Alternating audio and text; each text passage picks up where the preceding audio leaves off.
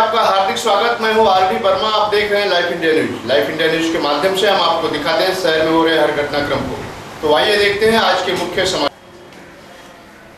कृषि उत्पन्न बाजार समिति के सभापति उपसभापति का चुनाव संपन्न। सभापति के पद पर विष्णु मारुति पाटिल और उपसभापति के पद पर कुलवंती सुरेश गुलवी विराजमान। मनोज महात्रे ने दी शुभेच्छा। तो आइए ले चलते हैं कृषि उत्पन्न बाजार समिति कार्यालय में, जहां गत दिन सभापति उपसभापति का चुनाव संपन्न हुआ। चुनाव के संपन्न होने के बाद सभापति के पद पर विष्णु मारुति पाटिल और उपसभापति के पद पर कुलवंती सुरेश गुलवी की नियुक्ति हुई, जहां उन्होंने अपना पदभार संभाला। और वहीं पर कृषि उत्पन्न बाजार समिति के सारे सदस्य और जनता ने उनका स्वागत सम्मान किया। इसी अवसर पर मनोज अनंत महात्रे ने उनका स्वागत सम्मान करते हुए शुभेच्छा व्यक्त की। तो आइए देखते हैं कृषि उत्पन्न बाजार समिति में सभापति उपसभापति के चुनाव के बाद स्वागत सम्मान और शुभेच्छा। बोर्डाची 5 वर्षाची आपण कारकीर्द बघितली तर हा एक नवीन इतिहास रेकॉर्ड आहे की गेल्या 57 वर्षापैकी 52 वर्ष जो विकास या कृषी उत्पन्न बाजार समितीने कधी केला नाही तो गेल्या 5 वर्षापासून केलेला आहे। सतत 52 वर्षांनी घाट्यात असलेली ही कृषी उत्पन्न बाजार समिती गेल्या 5 वर्षापासून सतत प्रगतीपथावर जे सभापती बसले त्यांनी एक रेकॉर्ड कायम केला की उत्पन्न जे आहे ते सर्वात जास्त पहिले सभापती बसले त्यांनी सर्वात जास्त सभापती आणि उपसभापती त्यांनी सर्वात जास्त उत्पन्न कृषी उत्पन्न बाजार समितीच्या माध्यमातून करून दाखवलं। त्याच्यानंतर दुसरे सभापती बसले त्यांनी त्यांचा रेकॉर्ड तोडून त्याच्यापेक्षा जास्त उत्पन्न वाढवलं। असं करता करता गेल्या 5 वर्षात सतत प्रत्येक सभापती आणि उपसभापती यांनी त्यांच्या सर्व सहकारी संचालक मंडळांना विश्वासात घेऊन प्रत्येकाने आपलं रेकॉर्ड उत्पन्न वाढवलेलं आहे। म्हणून हाही एक वेगळा इतिहास आहे की गेल्या 57 वर्षामध्ये पहिल्यांदा 5 वर्षामध्ये रेकॉर्ड उत्पादन वाढवून खऱ्या अर्थाने ही कृषी उत्पन्न बाजार समिती सक्षम बनवलेली आहे। आणि मी या निमित्ताने नवनिर्वाचित सभापती आमचे मित्र विष्णू पाटील आणि त्यांच्या उपसभापती गुलवीताई आणि त्यांच्या सर्व संचालक मंडळाला या निमित्ताने यांचं अभिनंदन करतो आणि अपेक्षा व्यक्त करतो की आता उर्वरित जो काल आहे ते येणाऱ्या काळामध्ये मागच्या सर्व सभापती उपसभापतींनी जो उच्चांक गाठला होता उत्पन्न वाढीचा तो तुम्ही त्याच्याहून जास्त उत्पन्न वाढवून हा पण रेकॉर्ड एक कायम कराल अशा मी शुभेच्छा देतो आणि पुन्हा एकदा अभिनंदन करतो। धन्यवाद। महाराष्ट्र राज्य मराठी पत्रकार संघ मुंबई की ओर से राज्य स्तरीय अधिवेशन के दौरान समाज कल्याण न्यास के संस्थापक अध्यक्ष धर्मवीर सेवक सोनिया काशीनाथ पाटिल को मिला समाज सेवी गौरव पुरस्कार सचिन दादा धर्माधिकारी के हाथों। तो आइए ले चलते हैं राज्य स्तरीय अधिवेशन। महाराष्ट्र राज्य मराठी पत्रकार संघ मुंबई की ओर से राज्य स्तरीय अधिवेशन का आयोजन किया गया था, जिसके दौरान काफी प्रतिष्ठित मान्यवर उपस्थित थे। मान्यवरों की उपस्थिति में भिवंडी के समाज कल्याण न्यास के संस्थापक अध्यक्ष धर्म सेवक सोनिया काशीनाथ पाटिल को समाज सेवी गौरव पुरस्कार सम्मान प्राप्त हुआ। सम्मान पुरस्कार सचिन दादा धर्माधिकारी के हाथों संपन्न हुआ। तो आइए देखते हैं कल्याण के अंतर्गत कल्याण में राज्य स्तरीय अधिवेशन महाराष्ट्र राज्य मुंबई पत्रकार संघ की ओर से राज्य स्तरीय अधिवेशन के दौरान समाज सेवी धर्मवीर सेवक समाज कल्याण न्यास के संस्थापक अध्यक्ष सोनिया काशीनाथ पाटिल को समाज सेवी गौरव पुरस्कार सम्मान प्राप्त हुआ।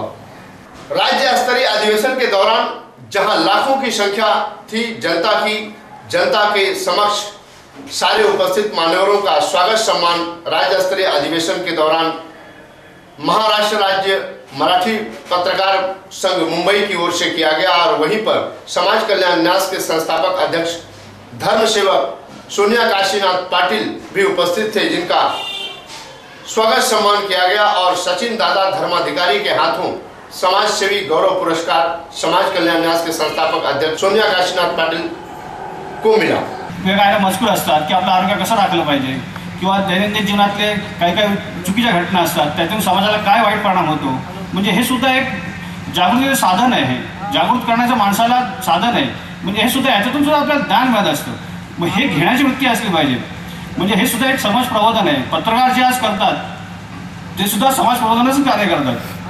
माणसाला जागा करण्याचं, जागृत करण्याचं, किंवा हे चुकीचं आहे त्याच्याबद्दल आवाज नाही उठवला जातो. मग त्या ह्याच्याबद्दल आपण आदर केला पाहिजे. आपल्याबद्दल, त्या व्यक्तींबद्दल की त्यांच्याबद्दल त्यांचे जे कष्ट आहेत की जे दिवसभर शोधत असतात काय बातमी चुकीची आहे की काय वेगळं आहे, ते किती कष्ट करत असतात. त्यातून एक कुठेतरी बातमी मिळत असते की चुकीची कशी असतात. ह्याच्याकडे आपण बघतच नाही. पण जे कष्ट करतात, ती जी मेहनत करतात, ह्याच्याकडे बघण्याचा दृष्टिकोन आपला असला पाहिजे. काय आपल्याला दिवसभर फिरवतात आणि आपण एका पेपरात सगळ्या ठिकाणच्या बातम्या आपण वाचत असतो. आपण बसून एका खुर्चीवर बसून किंवा कोचवर बसून आपण वाचतो. पण त्यांनी जे दिवसभर केलेली मेहनत असते त्याचं ते फळ असतं म्हणून आपण 5 मिनिटात सगळं वाचून काढतो. पण ह्याचा दृष्टिकोन आपला राहत नाही. आपला हा फार महत्त्वाचा आहे. म्हणून जे आपण जे करतो, जे आपल्याला मिळणारं ज्ञान आहे ते एका ठिकाणी एका कोचवर बसून आपण सगळं वाचतो की वेगवेगळ्या प्रकारची कसं जागृती होते, कसे चुकीचे असतात, कसे प्रथा असतात समाजामध्ये, कसे त्याचा आवाज उठायला पाहिजे. हे जे ज्ञान मिळतं त्या ज्ञानातून आपण आपली बौद्धिक वाढ किंवा आपली बौद्धिक क्षमता वाढत असते. मग ह्याचं कौतुक करायला पाहिजे आपण कि आपण. ग्राम पंचायत सुरई में शाही भंडारा का आयोजन, हजारों की संख्या में शाही भक्तों ने किया प्रसाद ग्रहण. तो आइए ले चलते हैं ग्राम पंचायत सुरई, भिवंडी के ग्रामीण ग्राम पंचायत सुरई में, जहां गत दिन ग्राम पंचायत सुरई से सैकड़ों की संख्या में शाही भक्तों ने पद यात्रा की थी. साईं बाबा के श्री क्षेत्र शिरडी जाकर पैदल यात्रा करने के तत्पश्चात गांव में आने के बाद खुशियां मनाई और साईं बाबा के मंदिर पर, नवनिर्मित साईं बाबा के मंदिर पर शाही भंडारा का आयोजन किया गया, जहां पर कई हजारों की संख्या में ग्रामीण और शाही भक्तों ने शाही प्रसाद ग्रहण किया. एकच प्रसाद लोकांच्या परत पोहोचावा या उद्देशाने हा प्रोग्राम आयोजित केला. जवळजवळ या भंडाऱ्याला किती साई भक्त इथे प्रसाद घेतील भंडारा? तरी पण आमचा अंदाज की 2000च्या पुढेच. ज्या प्रकारे आपण सुरे गावातील लोकांना, साई भक्तांना साईबाबाचे दर्शन घडवले, आपण शिर्डीला गेलेले, काय साईबाबाकडून प्रार्थना केली आपण? साईबाबाला प्रार्थना एकच आहे की गावात आमच्या जी शांतता असावी, सर्व लोक एकजूट राहावा आणि काही आनंदात राहावा, हीच आमचा उद्देश आहे. आमचा दुसरा काही उद्देश नाही. मागील अनेक वर्षापासून पालखी पदयात्रा काढत आहे, भंडारा करत आहेत. पुढे किती वर्षापर्यंत चालू ठेवणार आहे? पुढे तसा जशी वेळ येईल तसे चालत राहणार. पुढे जसा बाबांची जशी इच्छा असेल तसं चालेल. ओके. त्यानंतर आता साईबाबांचं मंदिर झालं 3 वर्षापूर्वी आणि 2 वर्षापासून साईबाबांची पालखी जाते. त्यानिमित्ताने पूर्ण गाव एकत्र येतो. पूर्ण गावातील लोक साईच्या पालखीमध्ये समाविष्ट झालेले असतात. गुण्यागोविंदाने नांदतात आणि पूर्ण गावाचं हे वातावरण एक आनंदमय होतं. मी साईबाबांच्या चरणी अशी प्रार्थना करतो की हे वातावरण असंच वर्षानुवर्ष या गावामध्ये चालत राहावं. जे मंडळ एकत्र करणे, गावाला एकत्र करण्याचं काम करतं, त्या मंडळाला काय सांगू इच्छिता? त्या मंडळाला साईबाबांनी अशीच बुद्धी द्यावी मंडळातील सर्व सदस्यांना, आणि ह्या पुढेही हे कार्य त्यांच्या हातून असंच वर्षानुवर्ष घडत राहावं आणि गावातील शांतता आणण्यामागे सर्वांचा सहभाग असण्याचं साईबाबांचा आशीर्वाद त्यांना लावावा हीच माझी सदिच्छा. स्वर्गीय इंदिरा गांधी स्मृति रुग्णालय भिवंडी में आजारी नवजात बालक उपचार केंद्र का भव्य उद्घाटक के रूप में पहुंचे माननीय खासदार सुरेश टावरे. तो आइए ले चलते हैं भिवंडी के स्वर्गीय इंदिरा गांधी स्मृति रुग्णालय में, जहां गत दिन 26 जनवरी गणतंत्र दिवस के शुभ अवसर पर सुप्रिंटेंडेंट डॉक्टर मोकाशी सर के नेतृत्व में इंदिरा गांधी स्मृति रुग्णालय में आजारी नवजात बालक उपचार केंद्र का भव्य उद्घाटन किया गया, जिसमें नवजात शिशु के लिए 5 बेड कांच की उनका भव्य उद्घाटन खासदार सुरेश टावरे के हाथों से संपन्न हुआ. और वहीं पर आसन व्यवस्था, लगभग सैकड़ों कुर्सियां जो इंदिरा गांधी अस्पताल में आने वाले मरीजों के साथ या मरीजों को काफी संघर्ष करना पड़ता है, खड़े रहना पड़ता है, उनके लिए आसन व्यवस्था का भी भव्य उद्घाटन किया गया. वहीं पर रक्त जो रहता है, रक्त डोनेशन, ब्लड डोनेशन का स्टोरेज रूम भी उनके हाथों से उद्घाटित किया गया. खास बात तो यह है कि भिवंडी में इंदिरा गांधी स्मृति रुग्णालय काफी दिनों से है, जो महानगर पालिका चलाती थी, लेकिन महानगर पालिका इसको चलाने में असमर्थ दिखाई दी जनता की मांग पर और खासदार सुरेश टावरे के अथक प्रयास से सिविल का दर्जा आईजीएम अस्पताल यानी इस इंदिरा गांधी स्मृति रुग्णालय को प्राप्त हुआ। वहीं पर सुपरिंटेंडेंट के रूप में डॉक्टर मोकाशी सर के अथक प्रयास से काफी सुधार हो चुका है इंदिरा गांधी अस्पताल में। विदाई होती जा रही है, धीरे धीरे होएगी। अभी 2.5 साल हुआ है, लेकिन 2.5 साल के अंदर यहाँ पर करीबन कई यानी हर महीने को कई ऐसे ऑपरेशंस होते हैं छोटे से, और फिर करीबन 1 साल के अंदर 2 लाख के करीब पेशेंट यहाँ पर चेक करने आ रहे हैं। तो मुझे पूरी उम्मीद है कि आने वाले दिनों में बहुत जल्दी यहाँ पर एक दिन ऐसा आएगा कि जो भी कोई इमरजेंसी पेशेंट यहाँ पर आता है उसे ना थाना ना मुंबई भेजना पड़ेगा, यहीं पर उसका ऑपरेशन और सब कुछ उसको यहीं पर ठीक किया जाएगा। ऐसे मुझे पूरी उम्मीद है और वो दिन बहुत जल्दी आएगा। ऊपर नहीं रहता है वो हिसाब से अपने यहाँ पर मैंने भी अभी देखा घूमकर, बहुत अच्छी सुविधाएं दे रहे हैं और यहाँ का स्टाफ जो है वो भी बहुत अच्छी सेवा कर रहे हैं और ऐसे ही करते रहेंगे अगर अपने भिवंडी वाले भी उनको अगर साथ देंगे, क्योंकि कुछ थोड़ी बहुत कमियां रहती है। हर एक अपने घर के अंदर भी वैसे रहता है कि सब एक जैसे नहीं रहता है, कुछ ना कुछ थोड़ी बहुत कमी तो अपने घर में भी रहती है। लेकिन यहाँ पर मुझे पूरी उम्मीद है, क्योंकि जो अभी इससे पहले आपने दवाई के बारे में कहा, तो ऐसे कुछ नॉर्म्स है गवर्नमेंट की कि जो वही दवाई दे सकते हैं, सारी दवाई यहाँ पर नहीं रहती है, ये गवर्नमेंट का रूल्स है।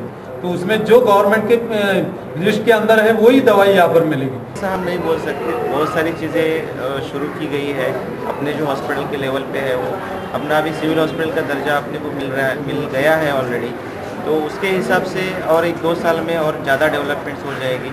उसमें स्पेशलिटी जो अभी 5 स्पेशलिटी रहती है उसमें और स्पेशलिटी बढ़ेगी, सुपर स्पेशलिटी भी बढ़ेगी उसमें, और बाकी के जो डिपार्टमेंट्स है वो भी आहिस्ता आहिस्ता फंक्शनिंग शुरू हो जाएगी। बहुत सारी सेवाएं में बढ़ोतरी हुई है, इसके आगे भी होगी। जितना भी सहयोग गवर्नमेंट की तरफ से देना है, हमारा गवर्नमेंट की तरफ से पूरा प्रयास इसके लिए जारी है। आज की तारीख में ये 100 बेड का अपना हॉस्पिटल है, गवर्नमेंट ने इसके 200 बेड की मंजूरी भी इसके लिए दे दी है। तो 200 बेड की यहाँ पर पूरा इंतजाम हो जाएगा, सब सर्विसेज दी जाएगी। भक्ति वेदांत हॉस्पिटल तथा मागा स्वर्गीय सामाजिक संस्था की ओर से ग्राम पंचायत वडूनगर में मुफ्त नेत्र चिकित्सा तथा कर्क रोग तपासनी और स्त्री रोग तपासनी का शिविर का आयोजन। तो आइए ले चलते हैं ग्राम पंचायत वडूनगर में, जहां भक्ति वेदांत हॉस्पिटल तथा मागा स्वर्गीय सामाजिक संस्था की ओर से कैंप का आयोजन किया गया, जहां स्त्री रोग तपासनी और कर्क रोग यानी कैंसर की तपासनी तथा बुजुर्ग और तरुण के आंखों की मुफ्त जांच में मोतियाबिंदु शस्त्रक्रिया का आयोजन किया गया है, जहां काफ़ी लोग अपना मुफ्त में चिकित्सा करवाकर चेकअप करवाकर डॉक्टरों की सलाह रहे हैं। इसमें कुल जानकारी देते हुए ग्राम पंचायत वडूनगर के माजी सरपंच राजेश पाटिल ने भी बताया, और वहीं पर मागा स्वर्गीय सामाजिक संस्था के अध्यक्ष जादव ने बताया कि इस गांव के ही उपाध्यक्ष चंद्रकांत भोईर के सहयोग से और ग्राम पंचायत वडूनगर के माजी सरपंच राजेश पाटिल के सहयोग से यह कैंप लगाया गया है। तो आइए देखते हैं।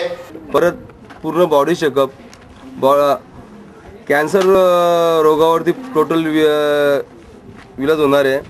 त्याच्यात डोकेदुखी आणि मान यांच्या कॅन्सरची लक्षणे, जीभ आणि अनवटिट्यूड अल्सर, आवाजात फरक, न बरे होणारे व्रण अल्सर, पांढरे लालसर डाग, हिरड्यांवर गिनल्यास होणारा त्रास, असे अनेक प्रकारचे आजारांवरती निदान होणार आहे।